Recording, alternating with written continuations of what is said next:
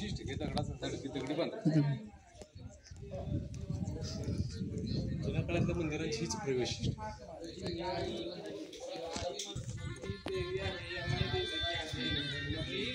मोरावर बसलेली उतरली औंध गावामध्ये ती उतरल्यानंतर तिला बघून औंधासूर राक्षसानं तिची चेष्टा मस्ती केली. ही काय, ही एक स्त्री आहे, ही काय मला मारणार, ही दिसते कशी बघा वगैरे वगैरे असं त्याची चेष्टा मस्करी केली. चेष्टा मस्करी करताना देवीनं काय केलं तर उग्र स्वरूप धारण केलं. उग्र स्वरूप धारण करून औंधासूर राक्षसाबरोबर तिनं युद्ध केलं.